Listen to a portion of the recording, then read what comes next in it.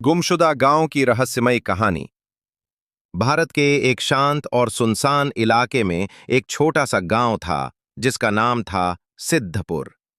यह गांव चारों तरफ से घने जंगलों से घिरा हुआ था और यहां के लोग बेहद सीधे साधे और मेहनती थे। इस गांव की एक खास बात थी कि यहां हर रात एक अजीब सी घंटी बजती थी जिसका स्रोत आज तक कोई नहीं जान पाया था।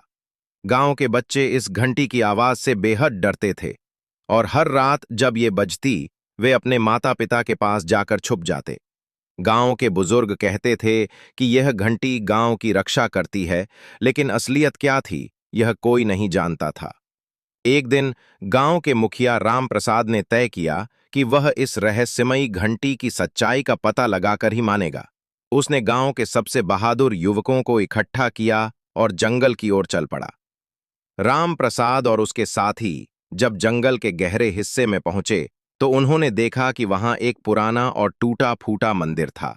मंदिर के अंदर एक प्राचीन घंटी लटकी हुई थी जो खुद ब खुद बज रही थी।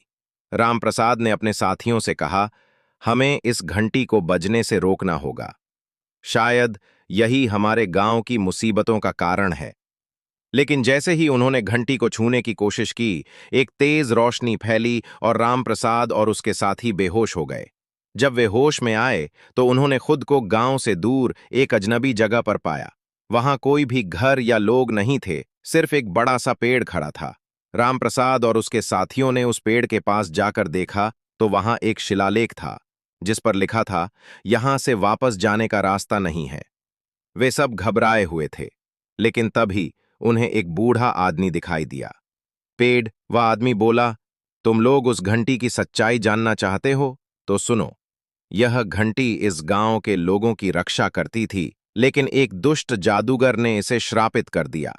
अब ये घंटी बजती है और जो इसे छूने की कोशिश करता है वह इस रहस्यमयी जगह पर फंस जाता है। रामप्रसाद ने बूढ़े आदमी से पूछा, तो क्या हम यहां से कभी वापस नहीं जा सकते? बूढ़ा आदमी मुस्कराया और बोला, एक ही रास्ता है। अगर तुम लोग उस जादूगर को हरा दो और घंटी को मुक्त कर दो तो तुम लोग यहां से वापस जा सकते हो। रामप्रसाद और उसके साथियों ने साहस दिखाते हुए उस जादूगर को ढूंढने का फैसला किया। उन्होंने हार नहीं मानी और आखिरकार उस जादूगर के किले तक पहुंच गए। वहां एक भयंकर लड़ाई छिड़ गई। जैसे ही जादूगर मरा, घंटी का श्राप टूट गया और वे सब वापस अपने गांव आ गए। गांव के लोग बोले, तुम लोगों ने हमें एक बड़े संकट से बचा लिया। रामप्रसाद बोला, यह सब हमारी एकता और साहस का परिणाम है। सिद्धपुर गांव एक बार फिर शांत और खुशहाल हो गया।